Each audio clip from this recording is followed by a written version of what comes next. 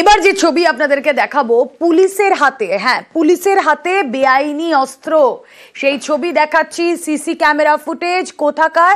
হুগলি চণ্ডীতলার প্রাক্তন আইসির বিরুদ্ধে অস্ত্র আইনে মামলা। ঘটনাস্থলের 700 মিটার দূরে অস্ত্র উদ্ধার। জয়ন্ত পালের শারীরিক অবস্থা স্থিতিশীল, বান্ধবীর সঙ্গে বচসায় নিজেকে গুলি আইসির। ঘটনা জানাজানি হতেই অপসারিত আইসি। দেবাশিস চক্রবর্তী প্রতিনিধি রয়েছেন আমাদের সঙ্গে। দেবাশিস, পুলিশ যে কিনা আইনের রক্ষক, তার হাতে বেআইনি অস্ত্র।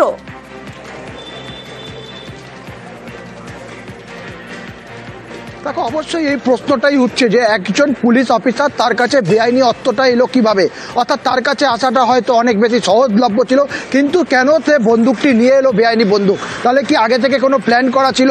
সেখানে গুলি চালানোর ঘটনা ঘটতে পারে বা তাকে এরকম কোনো ঘটনা ঘটাতে হতে পারে, তাহলে এটা কি প্রিপ্ল্যান ছিল? সেটা নিয়েও কিন্তু পুলিশ তদন্ত করছে। আর আমরা হাসপাতালে গেছিলাম, সেখানেও কথা বলেছি যে জয়ন্ত পাল তিনি কার্যত সুস্থ হয়ে পড়েছেন, হয়তো কালকের মধ্যেই তাকে আরও জিজ্ঞাসাবাদ করবে শিবপুর থানার পুলিশ। তবে এই যে ব্যবহৃত অস্ত্র, আমি যেখানে দাঁড়িয়ে রয়েছি এটি হচ্ছে ঘোষপাড়া পেট্রোল পাম্প। আমার ঠিক উল্টো দিকে যে গলি, এইখানে গাড়ি দাঁড় করিয়ে গলির ভিতর এই মহিলা, অর্থাৎ যে টিনা দাম, যে বান্ধবী, তাকে নিয়ে ভিতরে ঢোকে, সেখানে বচসা হয় এবং সেখানে গুলি চালায়। তারপরে এসে তিনি এখানে শুয়ে পড়েন এবং এখান থেকে যেখানে বন্দুকটি পাওয়া গেল আজকে পুলিশি তদন্তে, প্রায় 700 থেকে 800 মিটার দূরে, অর্থাৎ এখান থেকে বন্দুকটি নিয়ে গিয়ে খেলা হয়েছিল ওখানে, অর্থাৎ পুরোটাই প্রিপ্ল্যান। এমনকি যে সঙ্গীরা ওনাদের সঙ্গে ছিল, টিনা দাম সহ আরও যে 3 জন ছিল, তারা যখন হাসপাতালে নিয়ে যায় সেখানে গিয়ে কিন্তু তারা তাদেরকে পুলিশ পরিচয়, অর্থাৎ কলিগস বলে তারা কিন্তু সেখানে সাইন করে। অর্থাৎ পুলিশকে, একজন পুলিশ অফিসারকে ভর্তি করাতে গেলে সেখানে সই করতে হবে।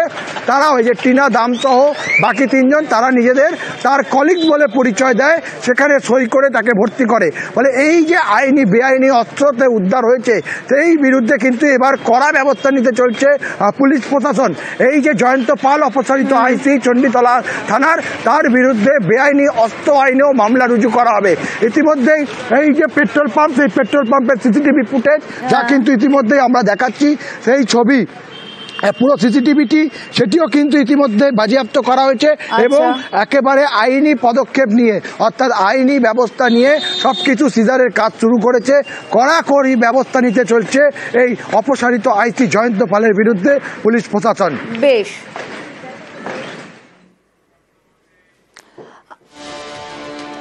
আপনাদেরকে গ্রাফিক্যাল প্রেজেন্টেশনের মাধ্যমে দেখাবো সেদিন ঠিক কি ঘটেছিল। গাড়িতে বান্ধবীর সঙ্গে ছিলেন প্রাক্তন আইসি জয়ন্ত পাল, তার সঙ্গে বচসা, এবং তারপর নিজের হাতে গুলি করেন।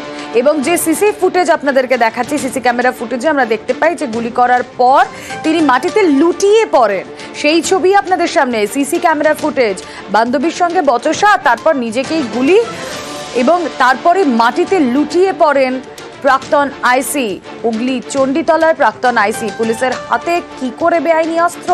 প্রাক্তন আইসির বিরুদ্ধে অস্ত্র আইনে মামলা। এই মুহূর্তে খানিকটা তার অবস্থা স্থিতিশীল এবং ঘটনাস্থলে যেই জায়গার ছবি আপনাদেরকে দেখাচ্ছি, সেখান থেকে 700 মিটার দূরে এই আগ্নেয়াস্ত্র উদ্ধার হয়। জয়ন্ত পালের শারীরিক অবস্থা আপাতত স্থিতিশীল। বান্ধবীর সঙ্গে বচসায় নিজেকে গুলি আইসি। মাটিতে লুটিয়ে পড়েন হুগলির চণ্ডীতলার আইসি। ছবি দেখাচ্ছি আপনাদের, পুলিশের বান্ধবী, এই প্রাক্তন আইসির বান্ধবী, তার ছবিও দেখাচ্ছি, এবং যেখানে রক্তের ছাপটাও স্পষ্ট।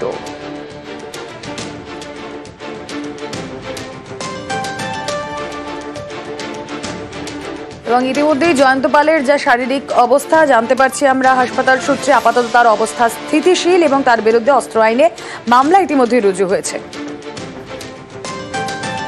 পেশেন্টের গুলিতে ইনজুরি ছিল, বুধবার রাত্রেবেলায় উনি ভর্তি হন এবং তারপরে চিকিৎসাধীন আছেন। এখন পেশেন্ট অনেকটাই ভালো। কোন হাতে গুলিটা লেগেছে? বাঁ হাতে। না, ওটা বুলেট ইনজুরি ছিল, এখন ভালো আছে।